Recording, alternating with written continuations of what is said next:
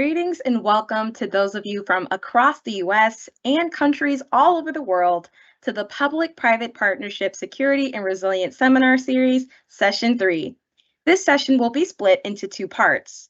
The first will focus on the positive way that artificial intelligence, or AI, is transforming workplaces globally, offering opportunities for efficiencies in such areas as regulatory compliance, supply chain management, and market awareness that leads to informed decision-making. You'll want to be sure to join us for our second installment, scheduled for Thursday, October 10th, which will explore the challenges, hidden dangers, and managerial risks associated with integrating AI, emphasizing the importance of ethical, secure, and effective implementation. My name is Kenya Cummins, Communications Specialist for G&H International Services Incorporated, and a proud member of the Public-Private Partnership Security and Resilience Seminar Series Planning Team. The series goals are to provide business owners and operators with best practices, planning resources, and tools for security and resilience. Today's session is sponsored by the Idaho Office of Emergency Management, in partnership with G&H International Services Incorporated, the Oregon Department of Emergency Management, and the Cybersecurity and Infrastructure Security Agency, also known as CISA, and Albertsons Companies. This session is being brought to you as part of the Public-Private Partnership Platform, also known as P4. P4 serves as a one-stop shop for private sector partners to engage, collaborate, and communicate with the program managers in Oregon, Washington, Idaho, and Alaska. Additionally, with the support of DHS&T and its partner CUSEC, G&H International Services Incorporated is finalizing development of the Community Lifeline Status System, also known as CLSS, as a no-cost tool to operationalize FEMA's Community Lifeline construct that will be made available nationwide to state, local, tribal, and territorial governments in early 2025. To learn more about the Community Lifeline Status System, be sure to scan the QR code on your screen. For the next 90 minutes, our speakers today will share positive ways that AI is transforming workplaces globally, offering opportunities for efficiencies in regulatory compliance, supply chain management awareness that leads to informed decision-making. And you will learn the following: how to understand the role of artificial intelligence, or AI, in enhancing the security and resilience of the emergency services sector, or ESS, how to identify key challenges and benefits of integrating AI into workplace environments, especially in emergency services. You'll explore real-world case studies demonstrating the use of AI in fire, law enforcement, and emergency medical services. And finally, you will learn about best practices and guidelines for safely implementing AI tools and technologies in workplace operations. Now, before we begin, let's go over some quick housekeeping items. To ensure a smooth experience for all today, we've muted all participant microphones to prevent disruptions and background noise. Please be sure to mute your microphones for the duration of the session. Due to the large audience today, and we're so glad that all of you joined us, we won't have an open chat function. However, we will host a facilitated Q&A session at the very end, where our instructors and partners will address your questions. Please use the Q&A feature to ask questions relevant to the topic. We'll do our best to cover them all. If you encounter connectivity issues with Teams Live, please try reloading or restarting the application. At the end of today's session, there will be an evaluation to gather your feedback, which is crucial to us for improving future sessions for you. Though we won't and don't anticipate for any interruptions today, in case of severe presenter connectivity issues, we'll either re-engage or move forward to the next agenda item promptly. After the session, you may complete the knowledge assessment for ISS CEUs. Additionally, recordings of all sessions will be available for playback at your convenience. Now we'll discuss continuing education credits.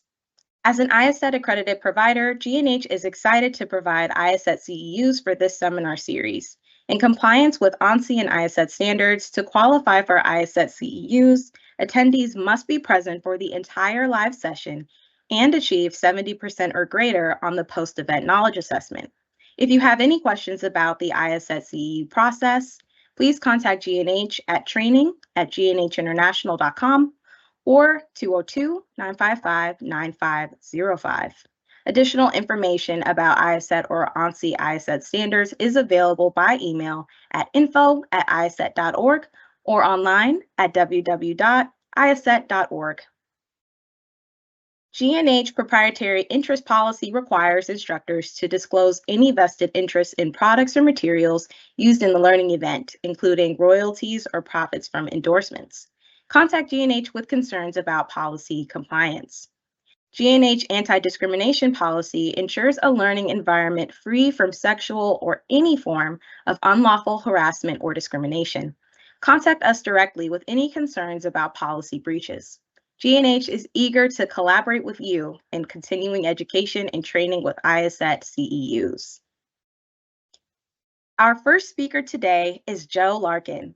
With over 22 years at the Department of Homeland Security, or DHS, Larkin currently serves as the Section Chief of the Emergency Services Section within the Cybersecurity and Infrastructure Security Agency, or CISA. He leads national efforts to reduce risk and enhance resiliency in the emergency services sector, or ESS, which includes law enforcement, fire and rescue, emergency medical services, emergency management, and public works. Larkin also chairs the ESS Government Coordination Council and contributes to the government services and facilities sector and healthcare and public health sector councils. Previously, he was the branch manager of training and exercises for the Transportation Security Administration, overseeing national training and exercise programs for surface operations. Please join me today in welcoming Joe. Hey, hello, everyone. Welcome to our session today, and thank you for taking time out of your busy schedules to meet with us today. And especially thanks to Sonia, John, and the P3 team for putting together these very informative and critical information sharing opportunities and learning opportunities. So today, with my time today, we'll discuss artificial intelligence, how it's revolutionizing the emergency services sector, some of the AI tools that we're aware of, enhancing our capabilities in areas such as call prioritization, patient monitoring, predictive analysis, and helping us to respond as a sector more effectively. We'll also address some of the challenges that come with the advancements in any type of technology and efforts that CISA is making on these fronts. Your insights and feedbacks to today's session and always are vital as we navigate through this transformative technology and learn and grow together. Next slide, please. Thank you. So a little bit of background on the emergency services sector and our role and activities that we've begun in artificial intelligence. Primarily, we created an emergency services AI working group back in August of 2023. So we've just hit our year mark. And the goal of that working group was to bring in AI experts from outside of emergency services, but more importantly, and just as importantly anyways, experts within the emergency services sector community. And real live information and feedback on what's working, what's not working, where are the threats coming from, and so forth. And so it was addressed to established to address those emerging risks and develop strategic responses to our sector to safeguard it. Additionally, we slightly before that, a few months before that, we were directed by the White House to create a AI risk assessment specifically for our sector, and we're currently in the annual review of that, and that's ongoing. Next slide, please. So again, working groups, what we've accomplished to date. We created a series of fact sheets. We delivered those fact sheets through our live events, live webinars such as this. And then we are continuing to develop additional monthly newsletters and fact sheets. Next slide, please. And so through that webinar series and development of our fact sheets, we developed a three-phased approach developed by our ESS working group members. So phase one was education on what AI is, focusing on raising awareness and educating the emergency services sector about capabilities and implications from AI and the use of AI. It's a two-part concern, right? AI exposes us somewhat, but then also AI can be used to target and develop threats and attacks, both through the cyber realm, but then also in the physical threat as well. And then phase two was the benefits and challenges. That phase aimed to identify the potential benefits and challenges associated with AI implementation in emergency services.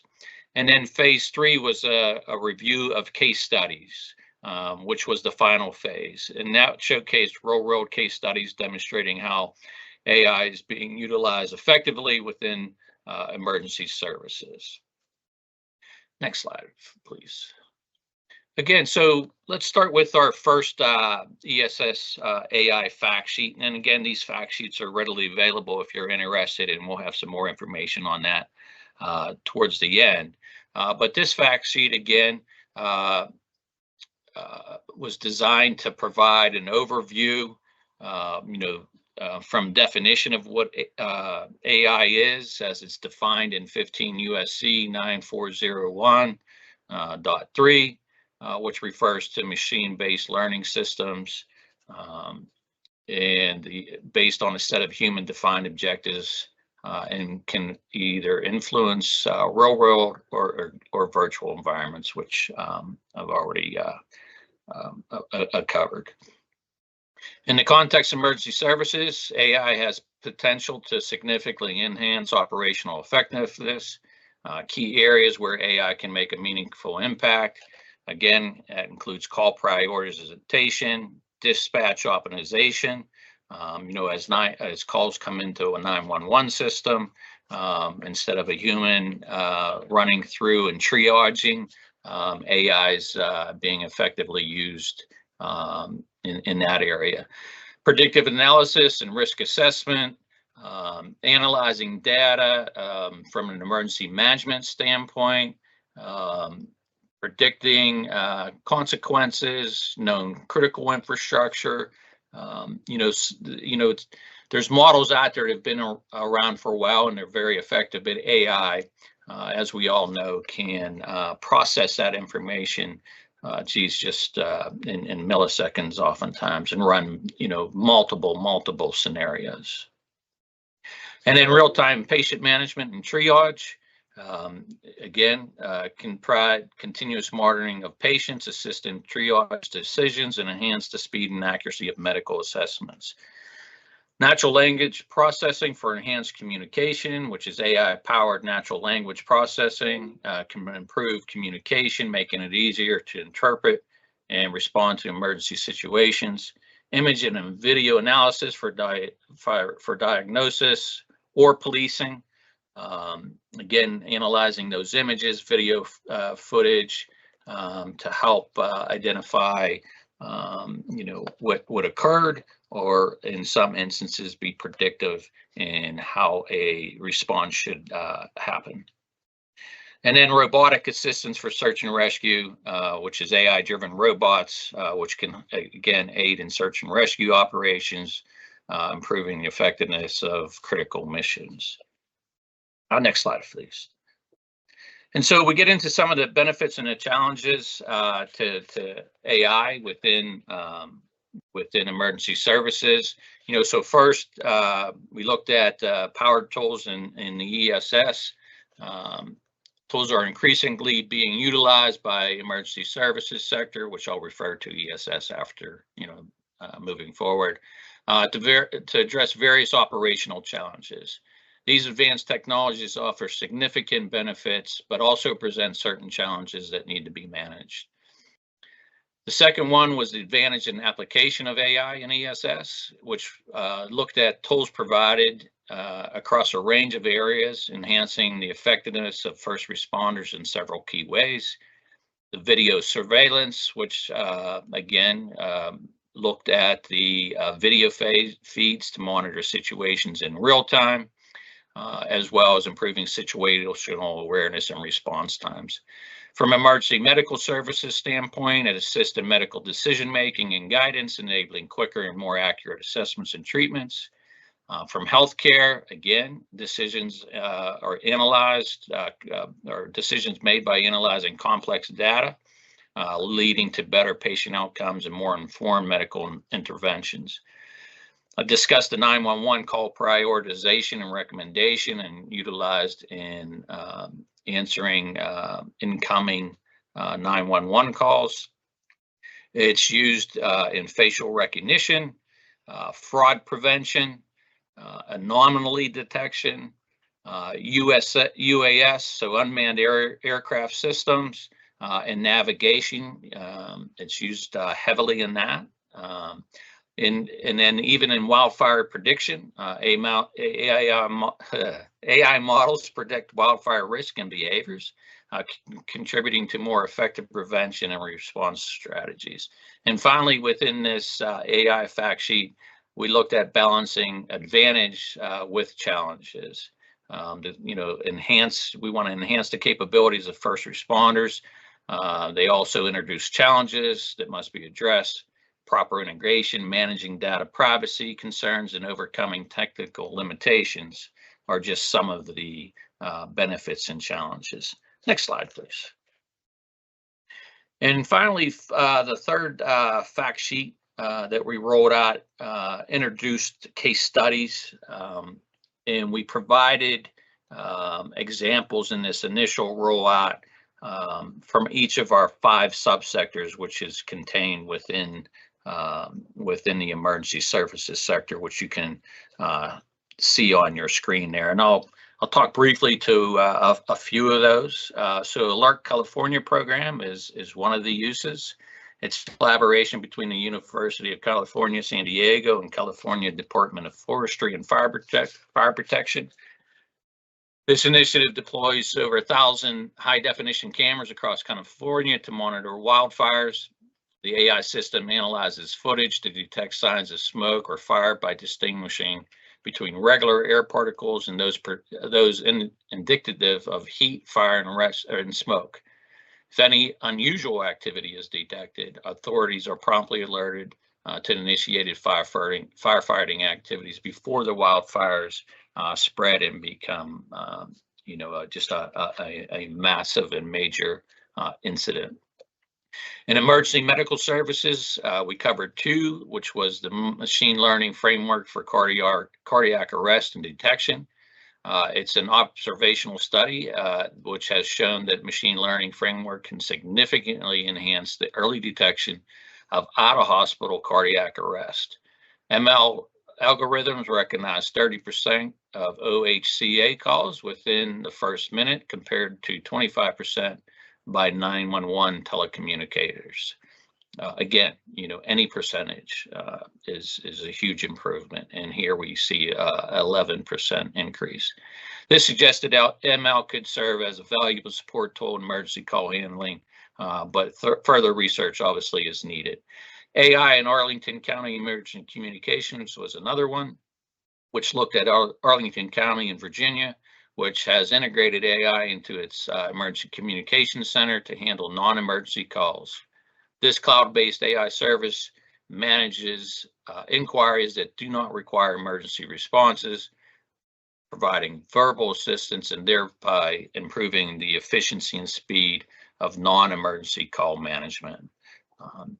And then we looked at law enforcement. Again, two case studies there. One was the AI algorithms for outer victimization.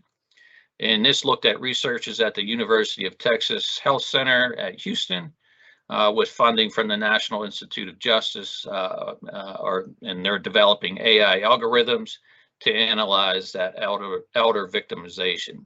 These algorithms help identify victims, perpetrators, and factors that differentiate financial exploitation from other forms of abuse. They also categorize financial exploitation into pure and hybrid types, with plans to create web-based applications for practitioners to use in identifying and addressing case studies of outer abuse. Another use within law enforcement that we looked at was AI-powered robotic police dogs in Taylor, Michigan. The police department there had introduced AI-powered robotic police dogs equipped with cameras, sensors, and mobility capabilities. These robotic units assist officers in inspections, surveillance, and reconnaissance, providing a cost-effective and efficient supplement to traditional policing methods. They enhance crime prevention, safety, and response times. And then we looked at public works. There's XView 2 for disaster response, which was developed by the Pentagon's Defense Innovation Unit and Carnegie Mellon University's Software Engineering Institute, using AI to analyze satellite imagery for natural disaster response. This tool quickly assesses building and infrastructure damage, which speeds up search and rescue operations. The XView 2 has been utilized by UN search and rescue teams in Turkey following an earthquake, demonstrating its effectiveness in enhancing disaster response times. Excuse me. And then we looked at emergency management, which was AI-enhanced flood evacuation tools in South Carolina. South Carolina now uses AI-driven flood evacuation tool that combines artificial intelligence, geospatial data, and river hydraulic parameters to improve flood response. This tool aids in issuing evacuation warnings, verifying safe routes, coordinating response efforts, and supporting recovery plans. It provides a significant advancement over traditional models by offering a more intelligent and integrated approach to flood risk, particularly in rural coastal communities. Next slide, please. And so when we rolled out the 3 webinars, 3 fact sheets, we realized that AI is continuing to grow and evolve, both in productive use of it, but then also as that grows, so does the threat actors' ability to use AI to attack emergency services sector, but all across the board. So we have decided, and have been since then, creating a monthly AI newsletter, which focuses on additional case studies and resources within the emergency services sector. We distribute these monthly through our various email contacts. I forget the proper name of it right at the moment. We reach about 225,000 unique individuals. If you would like to receive these, again, at the end of the slide, we'll have, or end of the presentation, we'll have some contact information for you to be able to utilize this information and receive this information. Again, it's really important to stay abreast of what's being utilized, new tools to help us do better, and then also what do those resources and threats look like. And slide 9, please. Again, so here are some of our CISA resources. You can see those there. You're welcome to reach out to us directly. But again, if you go to CISA.gov, you can either type in AI, and that'll bring you to all types of AI resources, or if you want to narrow it down to emergency services, you can type in emergency services. That'll take you to our segment of the CISA.gov website, and then within there, search for AI tools. And of course, you can always reach out to us directly. And next slide, please.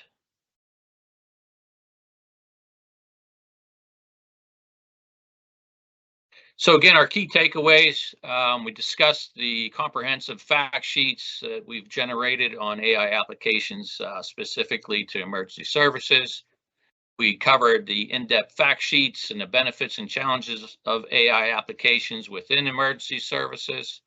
We compiled a fact sheet highlighting relevant case studies. And then we talked about the educational webinar series, which focused 3-part webinar series. Again, that's obviously has passed. And on our ongoing communication and development, we have the sector newsletters specifically for ESS and AI, which keeps everyone abreast of new technology, new case studies, and resources. Again, just to wrap it up, AI continues to be a great resource. Oftentimes people only see the negatives, but it has some very positive impact to emergency services and our ability to protect and respond to incidents, protect the American people and respond to incidents in planning and preparing as well. So with that, next slide, please. Obviously, we'll do questions at the end. I think that was already covered, but there is our email address that actually will get to our team, and we will distribute out the information in the request appropriately. So just want to wrap it up, say thank you so very much. I hope you found this valuable. We got some fantastic, very knowledgeable speakers coming up. So have a great day, and I'll be around for questions. Thank you, Joe. Wonderful presentation, and thank you for sharing that point of contact as well. I do want to take this opportunity before moving on to direct everyone's attention to the Q&A function. We'd love to hear your questions, and we'll plan to address them at the end during our Q&A session. Our next speaker for today is Ashley Shields. A lead professional at Idaho National Laboratory, or INL, Shields specializes in digital twin development for nuclear energy and artificial intelligence applications. She leads the Digital Twin Analytics Group within the Energy and Environmental Science and Technology Division, where her team focuses on data analysis and visual communication using AI, machine learning, and extended reality technologies. A graduate of Idaho State University's MS in Geographic Information Science program, Shields continued her studies in geosciences through 2021. Welcome, Ashley. Thank you so much, Kenya. I appreciate the introduction. So like Kenya said, Ashley Shields, I am the lead for the Digital Twin Analytics group here at Idaho National Lab.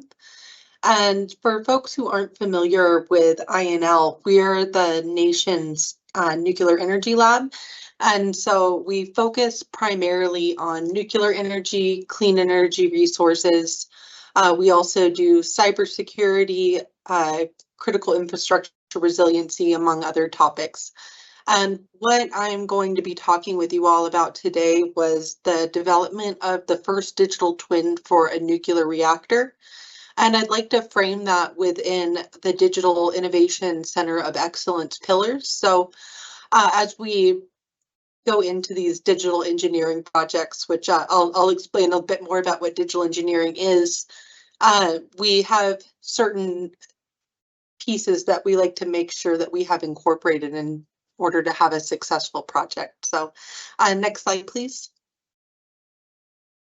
to start out with these pillars, and I'm not going to belabor these right now because I'm going to go through and use an example to kind of walk through them, but we have artificial intelligence, and that includes machine learning. We have instrumentation and controls, practice and culture, digital twins. Next slide, please. The digital thread, decision science, visualization, and human-computer interaction, cyber and data resilience, and computing platforms. Next slide, please. To start out, I like to get everybody on the same page with what a digital twin is. And so this is going to be a physical or a digital representation of a physical asset. So in this example that I'm going to walk through, we have a physical nuclear reactor, and we created a digital version of that so that we can monitor the system as a whole in near real time.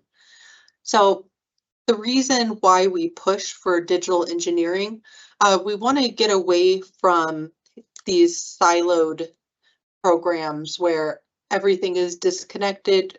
You know, one person is, you know, say collecting data, and then they're handing it to the person who's analyzing the data, and just the sense of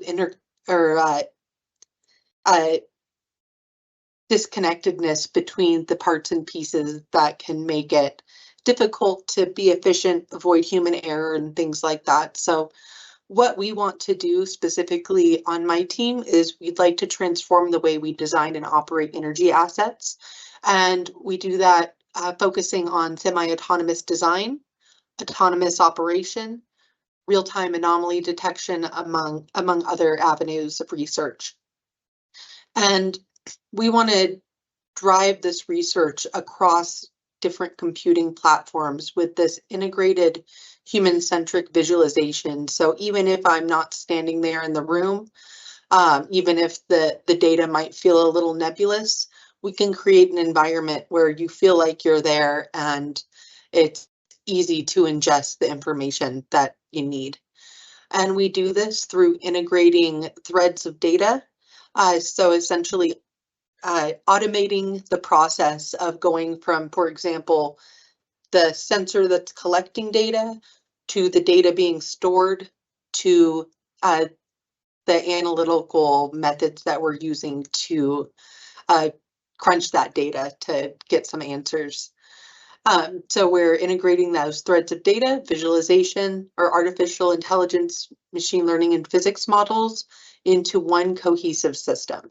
So we have this little diagram at the bottom, and it kind of shows the progression of digital engineering where, you know, you start at what we call a level 1 digital twin, where it is a siloed program.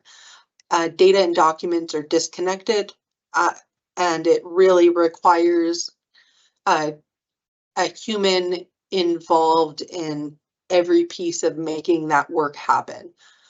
Level 2 is our content management. So that's where you start to centralize your documents so that I might be able to go to a repository of reports and pull up the information I need rather than, you know, going to Bill down the hall and asking if they can give me that.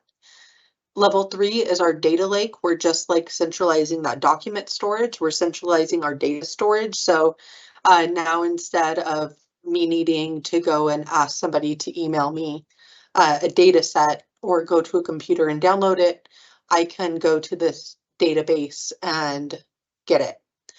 Level 4 is our digital thread. So that's where we don't actually need somebody to go and upload the data from the data store or from the asset to the data storage.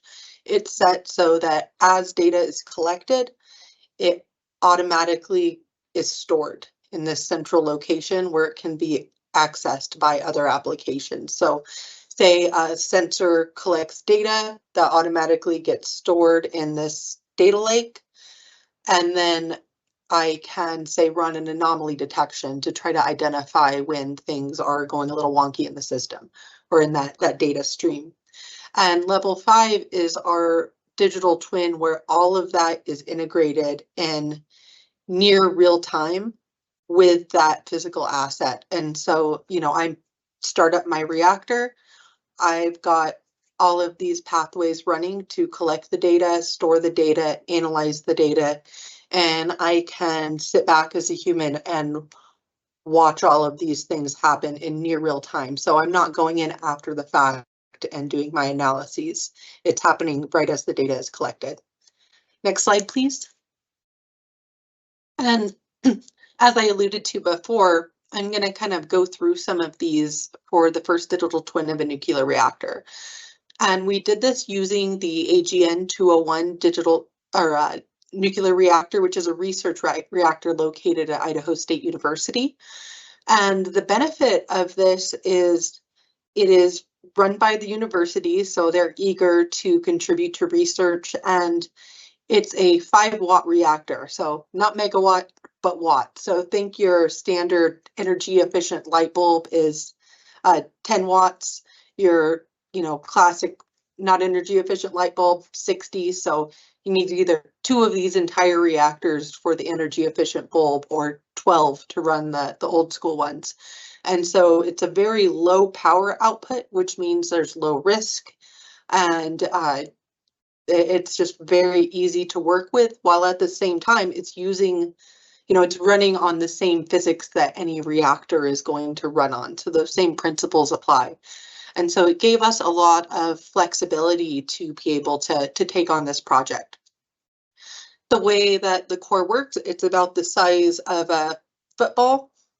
It's made up of these 9 fuel discs, and then it has a set of control and safety rods that actually have fuel in them. So if you want to increase your reactivity, you push the control rods in, and if you want to decrease it, you take them out, which is kind of the opposite of how most nuclear reactors are set up. But the other advantage is it has these ports, which in the top right image, you can see that there are kind of some holes that go through the tank into the core.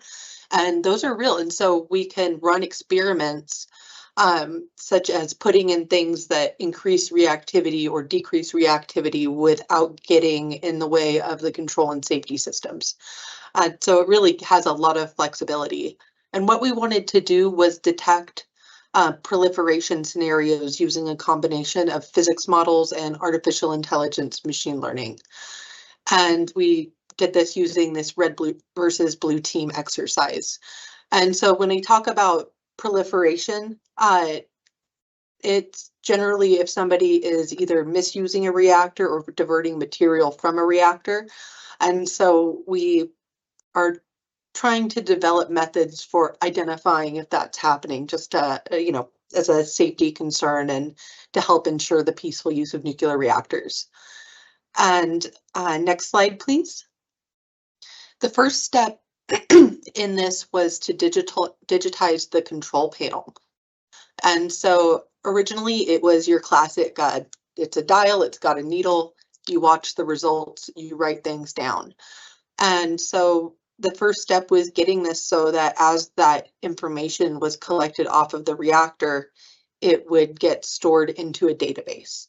And so fortunately, Idaho State University is wonderful to work with, and they were able to get a head start on this. And by the time we hit the ground running with the project on our end, they had already done most of the work to digitize the instrumentation. So they're just wonderful. And we were able to make that so that it was remotely accessible, so that we could be here. Idaho Falls is about an hour drive from Pocatello, where Idaho State University is located, and we were able to in near real time access that data. Next, please. And this is just a quick view of what that digitized system looks like. And so we can see information like reactivity, information on the control and safety rods, and such as their insertion depth, what their status was. The operator can log events that they, notables, and we can monitor reactor power, temperature, and it's a pretty simple system as far as reactors go. And so that's kind of the whole shebang. Next slide, please. The next is thinking about what computing platforms that we're using. So this image here on the right is our Sawtooth computer on Idaho's Idaho National Labs High Performance Computing Center. And something to consider as we're working through these developments is being considerate of the energy resources you're using by creating, deploying all of these things for your AI model. And so we generally try to do initial development using these low lift systems. Like I just used my laptop for the initial parts. I have a little bit heavier working machine for those intermediate steps. And then when I really need things to chug, once I've kind of got my things figured out, then I'll go to the high performance computing center. And then our final implementation for this digital twin was done on the Azure Government Cloud. Next, please.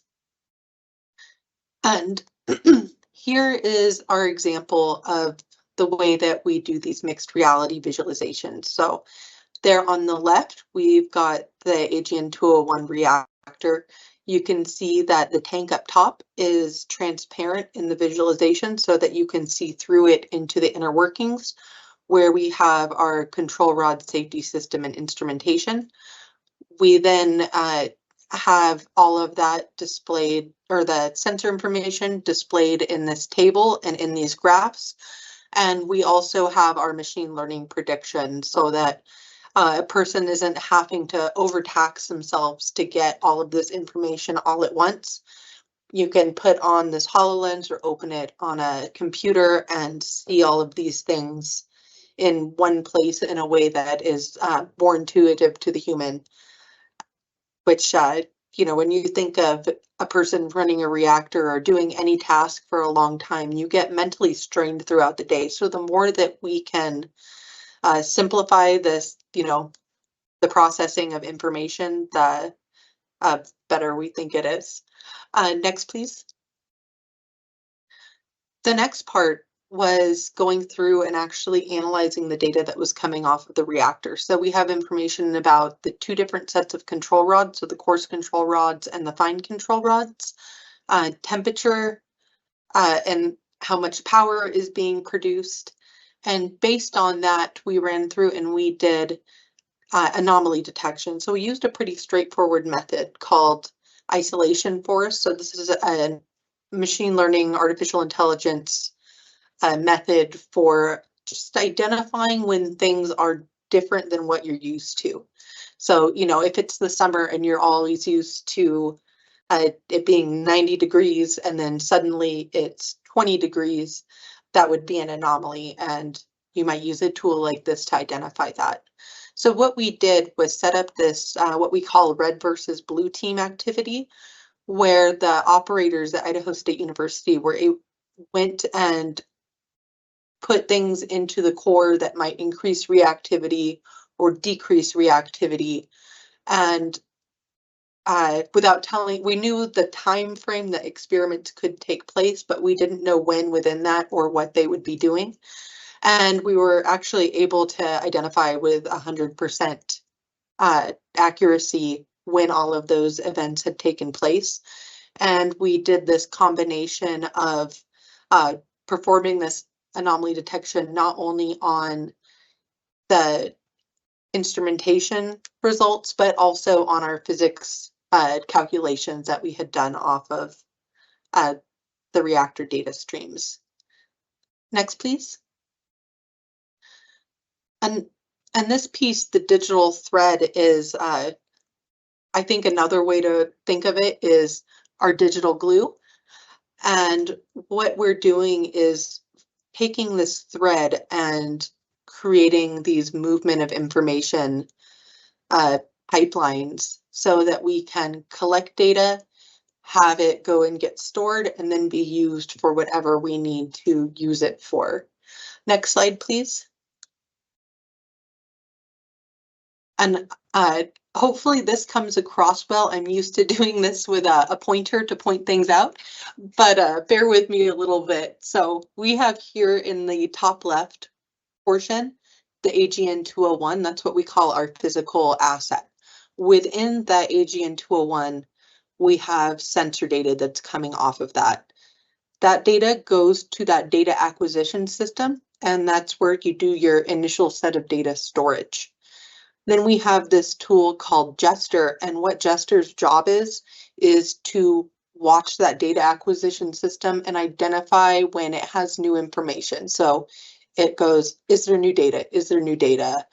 No, no, no, yes, I see new data. Take that, store it. And we store that in this Deep Links data warehouse, which Deep Links is an open source software that was developed here at Idaho National Lab that is a data lake, data warehouse that is specifically designed for digital twin applications. And you can go on our GitHub and download the repo now if you'd like. It's totally available. And so once it's stored in there, now it's ready for us to do things with. And so if we look at this whole block on the right that has that square or rectangle around it, we have this intermediate database that the arrow goes through first. And what that does is on a local machine, it essentially takes Deep Links and makes a copy of it. And at that point, we're able to run what's called a SQL query. So that could be give me all the data that was collected on January 1st. Those sorts of commands to pull what we want from there. And then we have this paper mill that goes through and says, okay, out of that data, what's new? Okay, I see that. So let's take that information and let's do some calculations. And so we have these notebooks that are made with Python codes, and that has our machine learning, artificial intelligence pieces built into them, along with our physics pieces. Those do the calculations. They output it's called a comma separated value, but kind of like an Excel file. And that goes in our results folder, that goes back into Jester, which then sends it to our Deep Links data warehouse.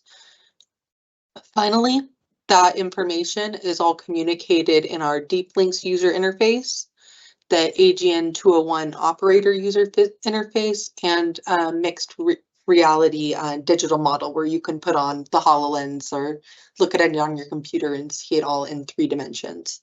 Next, please. I'm going to kind of get through these last bits pretty quickly, and I think that I appreciate we had the great cybersecurity talk before this.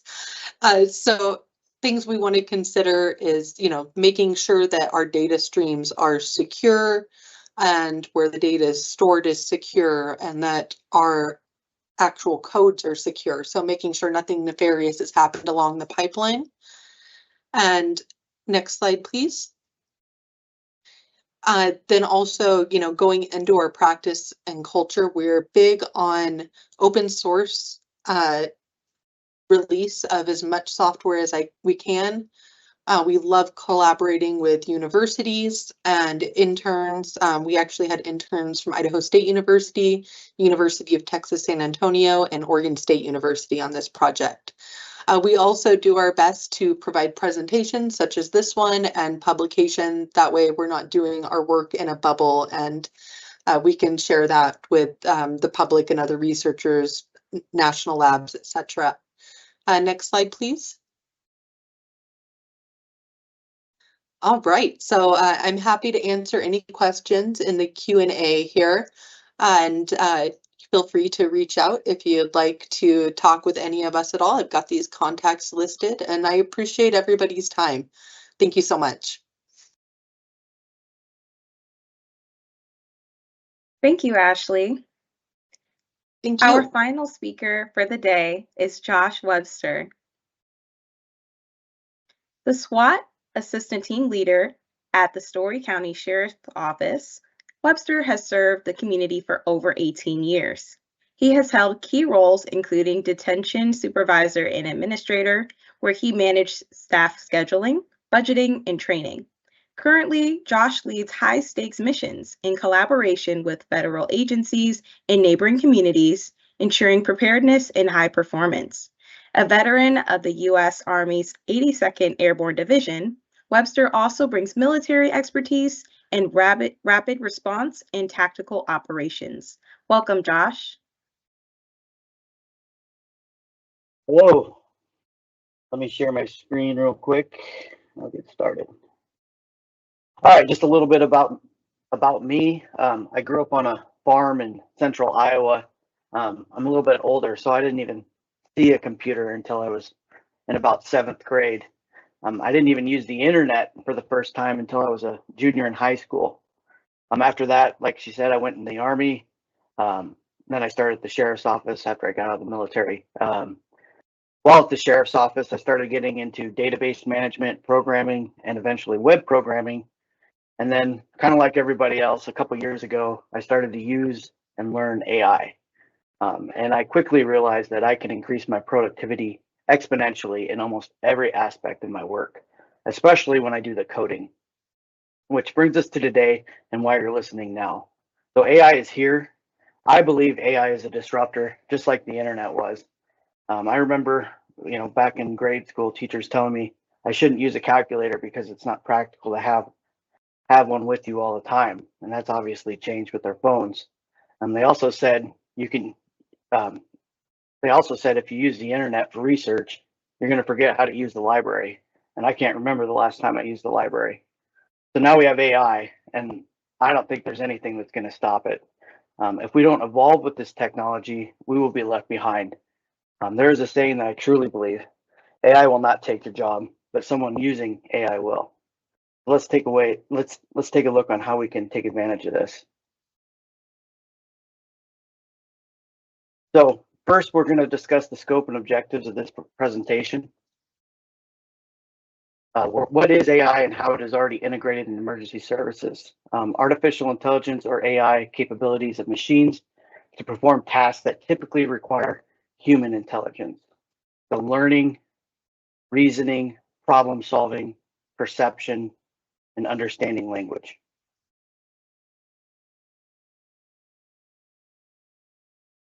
AI has enhanced emergency services capabilities. AI has increasingly been integrated into emergency service to enhance their capabilities, offering new tools for prediction, automation, and optimization. Advancements have also allowed emergency services to respond faster, allocate resources more efficiently, and improve outcomes of critical situations. AI can help emergency services people to analyze large volumes of data rapidly, predict the development of complex situations, and execute decisions that can save lives. Also, we can use it to protect property. So the scope of this webinar is I will explain that we're going to cover the 5 sectors. That's fire and rescue, EMS, law enforcement, emergency management, and public works.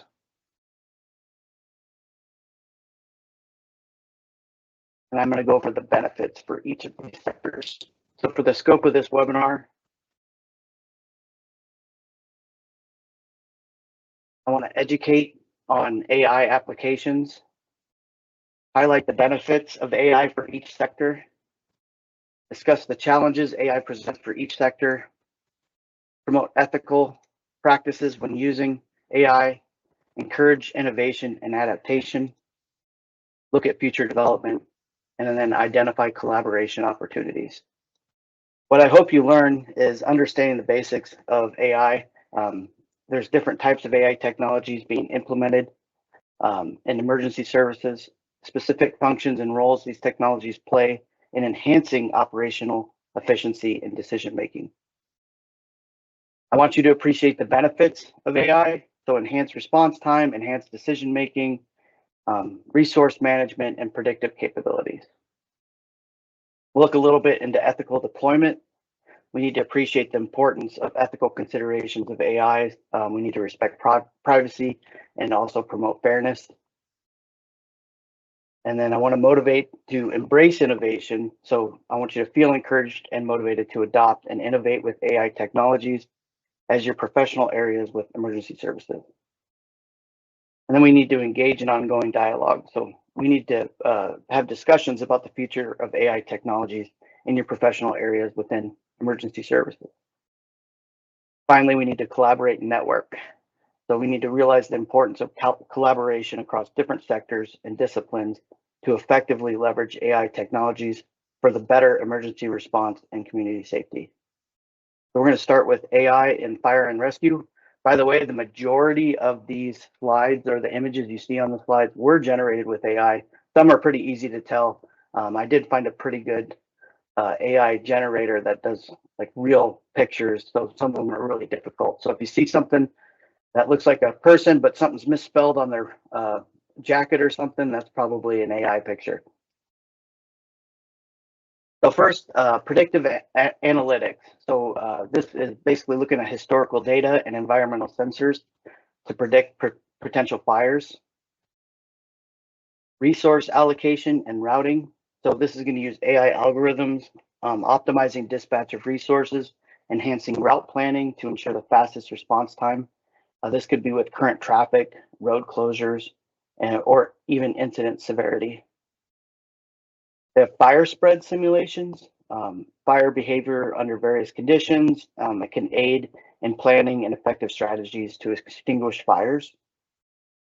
I believe Joe talked about drone surveillance. These drones can be equipped with AI, analyze live footage, and give real-time insights to firefighters into the dynamics of the fire, and then assess the situation so they can make more or better informed decisions.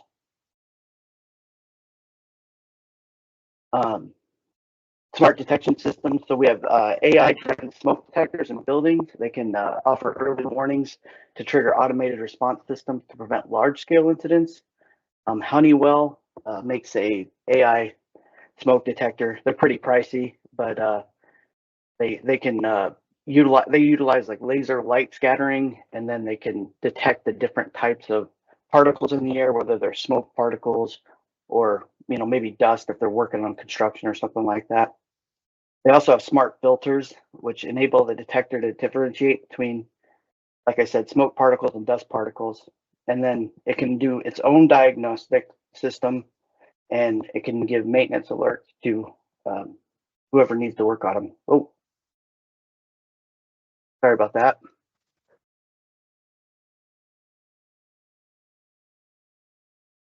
All right. So benefits of AI and fire and rescue. Hang on a second. I messed that up. I'm sorry. Okay, there we go. So improve response efficiency. AI enhances the speed and accuracy of response. I already went over that. I apologize. I got ahead of myself there. So here are some AI products for fire and rescue. Audrey, this is an assistant for understanding data through reasoning, extraction, and synthesis. This is developed by NASA. It's not available to the public, but I thought it was kind of cool. But they use satellites to look for changes in temperature, presence of gases, fire growth patterns. There's a product called Florian software. This software is aimed at increasing on-site safety and simplifying incident management processes. It provides real-time situational updates, and this helps firefighters make better informed decisions during emergencies. This system costs around $600 to $8,500 a year. I did find an AI-powered drone. I thought this was kind of cool. This drone is equipped with AI and can provide aerial views, collect data on fire conditions, use AI algorithms, analyze the data to identify the fire hotspots, predict the fire spreading, aiding in efficient and targeting firefighting strategies. These actually can shoot a missile, a fire extinguisher missile, and they can carry quite a bit of weight. They can carry up to 66 pounds, so they can bring stuff to the firefighters in different areas and stuff like that. So pretty cool. They're pretty expensive though. They're 38 to 44,000 depending on which model you get. There's AI-driven monitoring systems. These systems use sensors and AI to provide real-time situational awareness, allowing firefighters to monitor fire conditions and coordinate response efforts effectively. They are particularly useful and challenging in remote environments. And then there's virtual and augmented reality training tools, AI-powered VR and AR. And if you don't know what AR, that's augmented reality simulations that offer immersive training experience for firefighters, enabling them to practice essential skills in safe and controlled environments. These tools can help improve decision-making abilities for emergency responders without them being in danger of being in a real fire to practice. So pretty useful. And then I had a little trouble finding this product. I don't think it exists anymore, but I did run upon it. It's a maternal voice smoke alarm. So you put these in your kids' rooms and the AI mimics the parent telling the child to wake up instead of just the beep. I mean, every fire alarm I've ever heard would wake me up, but apparently this is better. All right, we'll move on to EMS. So some of the applications in EMS or emergency medical services, there's an automated triage system. These AI-driven algorithms assess the patient's symptoms and vital signs. They can prioritize care based on urgency, and then they can improve response time and outcomes.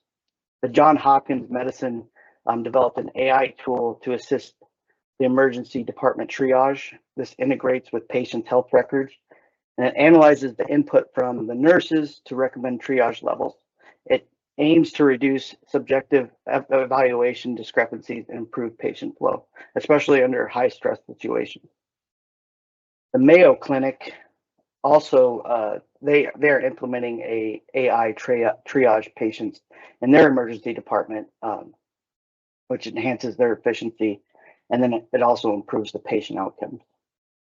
Predictive analytics for resource allocation. This utilizes historical data and real-time inputs to forecast demand for EMS services. So it can basically tell ambulances where to go and how to get there faster based off of previous data that in the current traffic conditions. Enhanced dispatch and communication. So this can improve the efficiency of dispatch operations by using natural language processing to improve the interpretation of the call. And then it can also extract critical information. I've never worked in dispatch, but I know that they could be very high stress and people are yelling and screaming, and this system can differentiate keywords and give them the data they need to get that going. This is already being tested in Colorado, Maryland, Missouri, Oregon, South Carolina, Texas, and Virginia. Remote patient monitoring. These are AI tools that monitor patients in real time using a wearable technology. They provide continuous data and they can alert medical professionals to health issues before they become emergencies. So this is good for diabetes management. The AI system will actually monitor the patient's glucose levels and physical activity and diet, and then they can provide personalized recommendations for meal plans and exercise for the patient. It aims to improve glycemic control and reduce complications. There's also a heart failure monitoring, AI systems that monitor vital signs like heart rate and blood pressure. These algorithms detect anomalies indicating potential heart failure. This enables timely interventions to adjust their medications, and then hopefully to avoid hospital admissions. Medical imaging and diagnostics. AI can enhance the analysis of X-rays and MRIs with greater accuracy and speed, aiding in quicker diagnosis, quicker treatment planning. They use it for, Google Health uses it for automated retinal disease assessment. It can detect diabetic retinopathy. I probably butchered that. And then help prevent blindness. A lot of people that have diabetes and stuff tend to go blind. This has been implemented in India and other global locations, and it's undergoing clinical evaluations here in the US and Thailand. It can also be used for lung cancer detections. So it uses deep learning algorithms to identify early signs of lung cancer, which helps the diagnostic processes. Research published in the prominent medical journals support its efficacy. Cardiovascular risk assessment from retinal images. So AI can analyze retinal images to assess risk of cardiovascular disease. It's capable of revealing factors associated with the risk of major heart events. And then enhancement in general medical imaging. So your all-around imaging such as x-rays, MRIs, and ultrasounds. It's capable of detecting subtle signs of diseases that may be missed during traditional examinations. So basically kind of taking the human out of the observation part of looking at those MRIs, or maybe just helping them. Decision support systems. So an AI can make recommendations to the patient data to guide treatment decisions with evidence-backed decisions. And then also, just like fire and rescue, training and simulations. It can prepare EMS for a wide variety of emergency scenarios that are sometimes really difficult to train for. And then it can also enhance skills and controlled reproducible environment.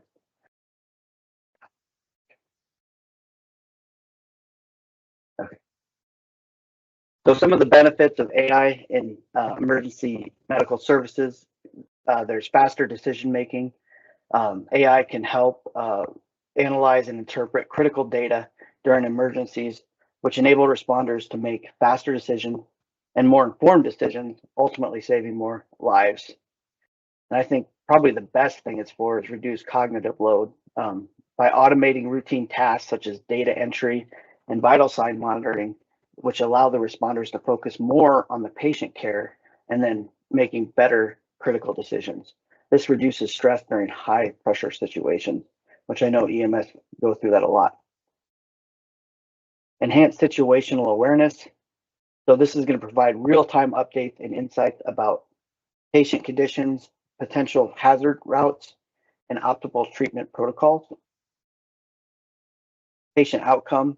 This is using AI to help in diagnosing and predicting patient needs more accurately. Professionals can deliver tailored treatment and then also more timely treatment. Efficient resource utilization. That's going to help reduce wait times, and then it also improves the service coverage. And then continuous learning and improvements. AI systems that analyze vast amount of data can identify trends and outcomes, provide insights that help emergency medical services continuing to improve strategies and techniques. Through AI simulations and training modules, EMS can develop lifelike scenarios that help refine their skills and prepare for real-life emergencies without the associated risks. Here are some of the products I found for EMS. There's Smart EMS by MetaWave. These are AI-assisted PCR tools. They provide real-time voice-to-text transcriptions and summaries for EMTs and paramedics. So it basically takes notes for them and then summarizes all that data in real time. There's the Corti AI Assistant. This uses speech recognition software to analyze emergency calls and alert dispatch if a patient is experiencing a sudden cardiac arrest. And that's, I think that's only available for, oh, no, I'm sorry, Prepared Live. This is only available in iPhone for iPhone users. Basically, they share a live video during an emergency call, and then the dispatchers can share the data with first responders en route. I don't know what any of these cost, but all the websites that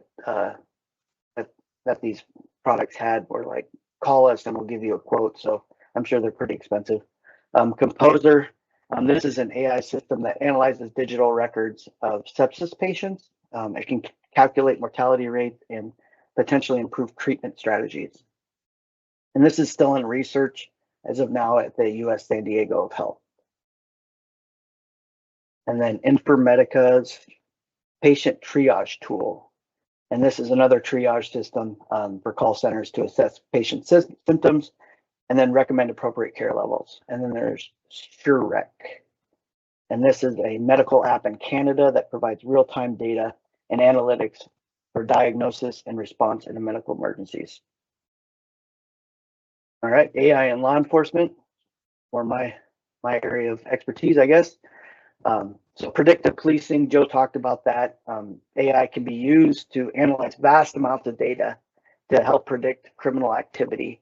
I think they tried this in Chicago, and I think got shut down because it might have done too good of a job, and all the police were in like the real bad areas, and then people got upset about it. But anyway, it can also identify hotspots and then allocate resources before a crime occurs. This is your minority report type scenario. I don't know if it's quite there with the balls coming down and telling you that there's a murder about to happen, but it can be used to predict a lot of things, and it's kind of scary actually. So facial recognition technology. We all kind of know about that. That's pretty common now. Everybody almost has it on their phone, but it can automatically identify individuals in public places and events. In fact, we put this in our lobby of our courthouse, and if we have a person that has been identified as a threat, it'll notify people when they walk in. We don't have to post somebody to look for them. It works really well. In fact, it works so well. One time I was sitting there and in the front waiting for a person, and I saw some people coming up, and I just held the picture up of the guy I was looking for, and the AI camera recognized it and sent an alert out, but it wasn't the guy. So maybe it needs a little work still, but pretty interesting stuff. Automated license plate recognition. I know our county is getting something like that. This can track stolen vehicles, monitor traffic flows, and then help enforce traffic laws. There's some companies that offer these, the Leonardo company, LSAG, and then Motorola. Digital evidence analysis. AI can help to analyze digital data from various sources, social media, mobile devices, surveillance systems, and then it can gather evidence for investigations. This can significantly reduce time and accuracy when an officer is reviewing them manually. I know this firsthand. I do a lot of background checks for new employees, and social media is extremely difficult to go through, especially if they're very active on it. The robotics and drones, Joe talked a little bit about this too. With the robot dogs, they can use drones as well for surveillance, crowd monitoring, and then tactical situations. They're best used where human presence might be risky, and there's also robots that are equipped with AI for bomb disposal and hostage situations. Then we have chatbots and virtual assistants. These can provide the public with 24/7 access to police services for reporting crimes, seeking information, or receiving updates. This keeps people off the phones, and keeps them doing their job instead of answering, the same question over and over again. But it can help enhance community engagement and then the service accessibility. And then just like everybody else, law enforcement has training simulators. These are AI-driven training simulation environments that train law enforcement personnel in a variety of scenarios. This will help with decision-making, response to real-world challenges. Some companies that offer law enforcement training simulation, Apex Officers, that's the name of the company. They have VR solutions, and they give you AI-driven scenarios. Virtra, which I think I've demoed their product, and they also have VR, and then they have like you can make this room with different screens all around you, and then bad guys come up, and if they shoot you, they have like a belt that you wear that tases you kind of. So it's kind of fun, but it also hurts a little bit. And then C3 AI. This is artificial intelligence analysis platform that offers an AI-powered platform to aggregate, access, and analyze data sets from investigative insights. So it can give you real-time data management and then efficient data management that enhances situational awareness and decision-making while in the field. All right, some of the benefits of AI in law enforcement. It can enhance crime prediction and prevention.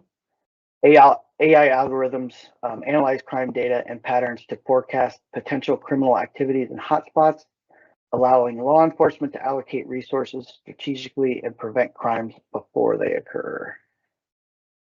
Improve surveillance and monitoring.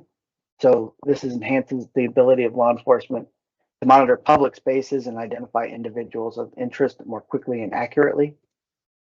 Efficient data processing. AI can significantly reduce the time required to process and analyze vast amounts of data from various sources, including or especially CCTV footage. That's your video recordings of different cameras, phone records, online activities, and then they can really help speed up your investigations. It provides decision-making support.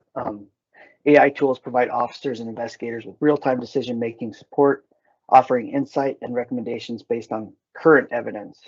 This helps them make more informed decisions during critical situations. And my favorite is automated reporting and paperwork. Nobody likes to do paperwork in law enforcement if you didn't know that, or if they do, they're one of a kind. But anyway, AI can assist with that, and it can automate routine tasks such as report writing, filling out different kinds of reports and tickets and stuff like that. This allows officers to spend more time on tasks and community engagement.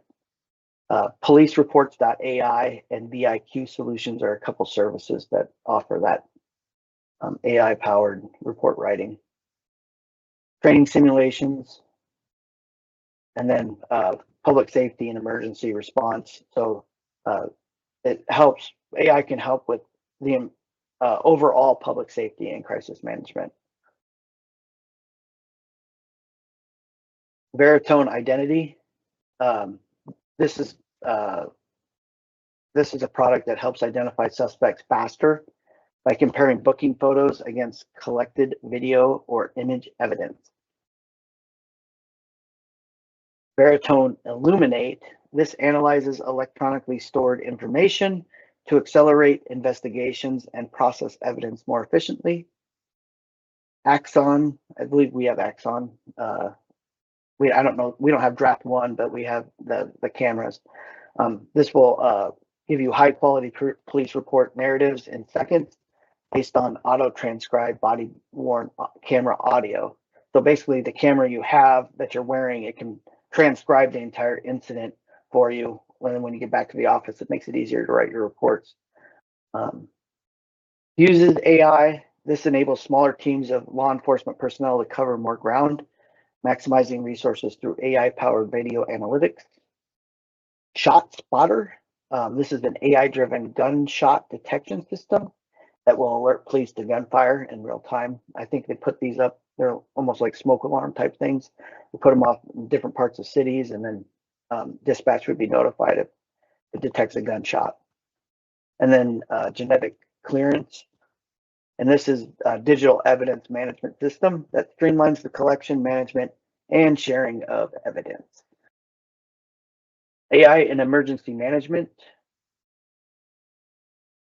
So some of the applications where AI can be used in emergency management is disaster prediction and risk assessment. AI algorithms can analyze historical data and current conditions to prevent natural disasters like hurricanes, earthquakes, floods, and tornadoes. We get a ton of tornadoes here. Probably not as many as Oklahoma, but quite a bit. This can also aid in early warning and evacuation plans. Resource allocation and logistics. AI can optimize the distribution of resources like food, water, and medical supplies during and after disasters.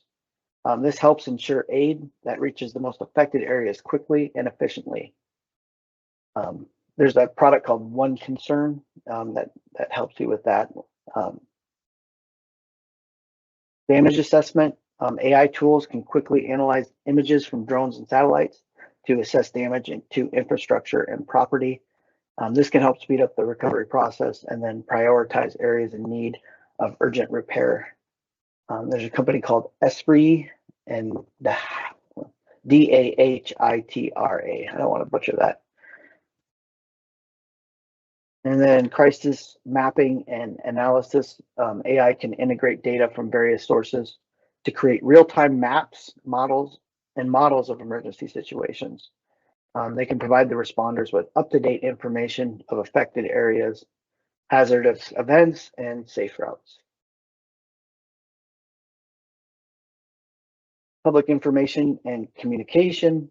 So same thing as the law enforcement one. It can give real-time information to the public without somebody having to answer the phones, handle some of the inquiries, and then disseminate safety instructions. Simulation and training.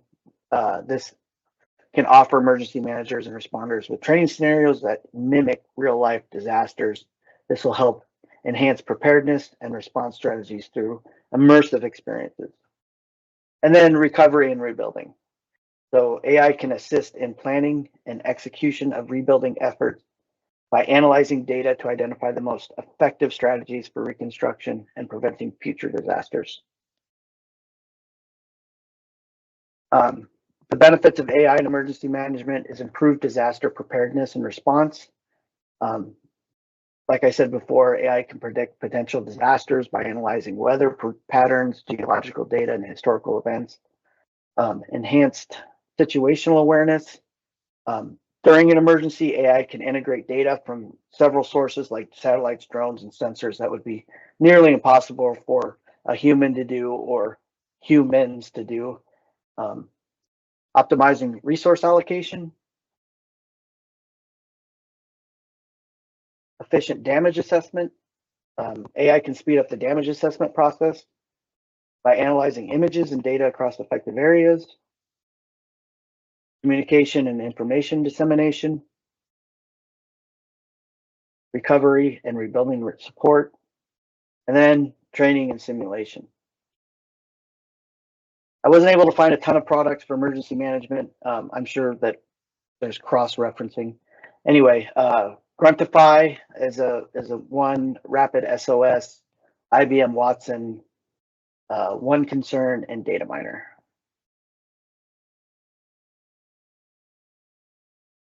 All right, last one, AI in public applications in public works.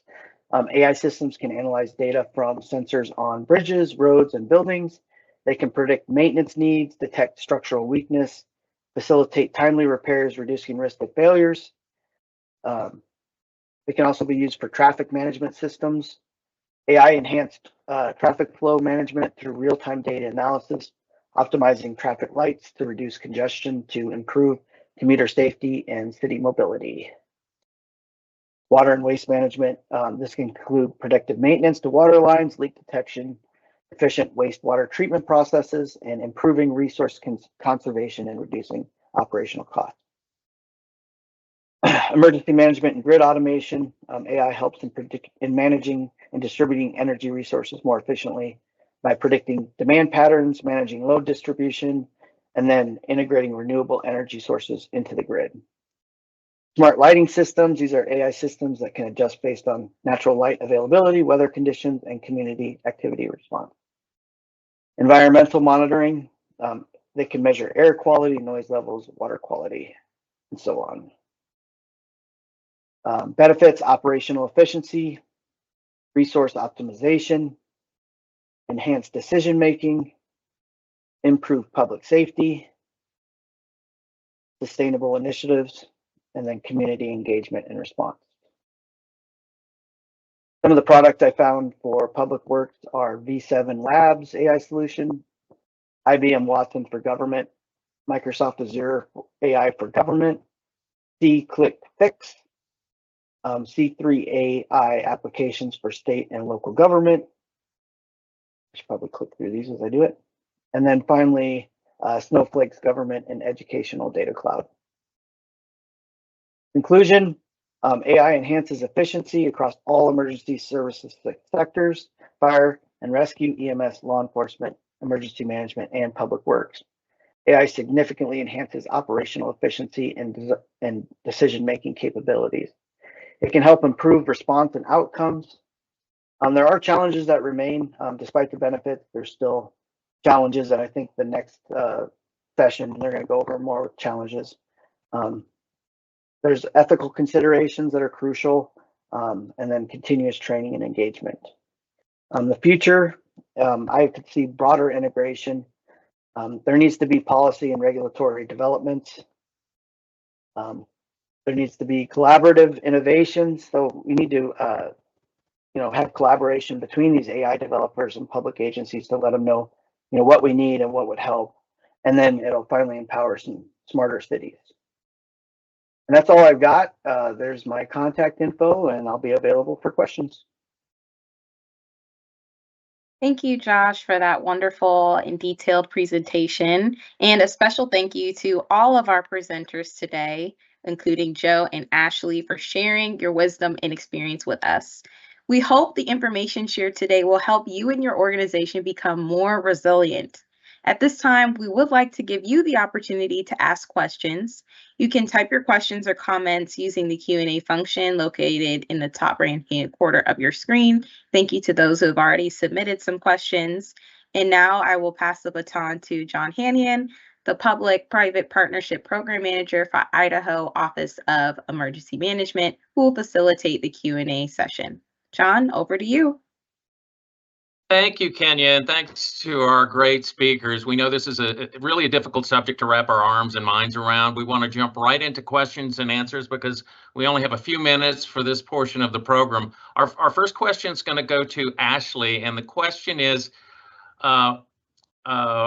two parts involving the use case you shared with us. It centers around the concept of the digital twin. How is a digital twin different from a model, and what are some of the other applications for a digital twin? All right. So a digital twin is, it might include a model in it. So it also includes real-time data analysis and that thread of data that goes between data collection, maybe model deployment or artificial intelligence. So it's the holistic system, whereas the model might just be part of it. And different applications, we could look at, say, integrated energy systems, where we have, for example, a hydrogen power system, a solar system or solar power system, and battery storage, and wanting to monitor each of those assets and identify when should the electricity I'm generating from that solar power go towards hydrogen production versus battery storage. When should we be getting our power from the hydrogen, etc. So you can also do digital twins for, say, chemical processes where you want to monitor, say, the concentration of a chemical in a different part of the system, or look at your flow rates and how that impacts things. Really, any system where you can imagine that you want to be able to make these informed decisions in an automated fashion. So hopefully that answers the question. I'm happy to elaborate at all. Ashley, thank you so much. I appreciate that answer. We want to quickly jump to another question. This one for Josh, and it centers around ethics, which is a huge consideration in the application here. We have a question in the Q&A. What liability is incurred with using AI versus human decision making, and what actions may be taking place at the national level to determine how AI can be used and liability incurred by its use? And I'll, Josh, that's for you, or I'll open it up to our other panelists as well. All right, so real quick, liability for AI versus human decision making.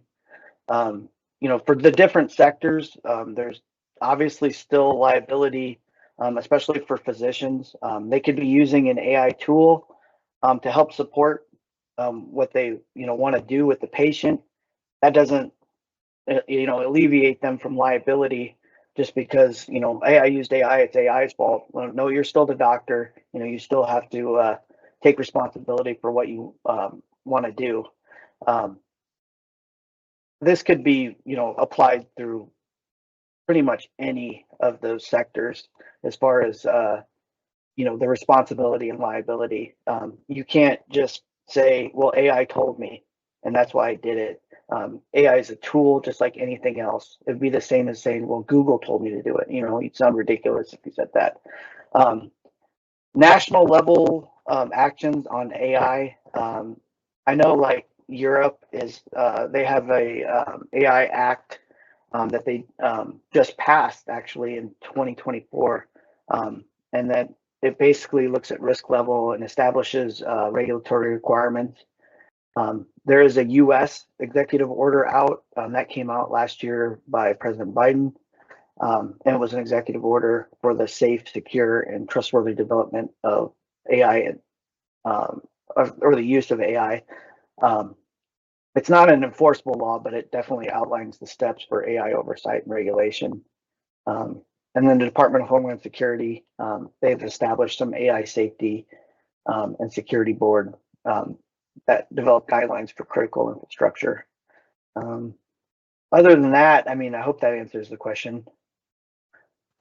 Josh, thank you so much for that. And we are getting a bunch of questions in the Q&A, and I'm going to ask some of our support staff to start populating some answers there, as well as our presenters, because we're over time a little bit. So I'm going to thank everyone, for certainly our presenters, for taking the time out to present today, and to you, our audience. If your question wasn't answered live, we will attempt to get you an answer and publish it in the Q&A tab on this MS Teams live event. And with that, let me turn it back over to Kenya to close out our program. Kenya?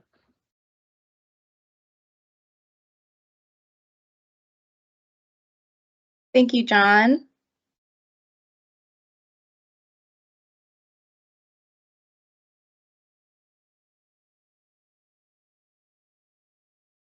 On behalf of the Public-Private Partnership Security and Resilience Seminar Series planning team, our private sector, state, federal partners, and subject matter experts, thank you for participating in today's session. And please be sure to join us for our next and final session, the Emerging Cybersecurity Threats, Preparing for the Malicious Use of Artificial Intelligence, on October 10th at 9 a.m. Pacific, noon Eastern. Registration is now open.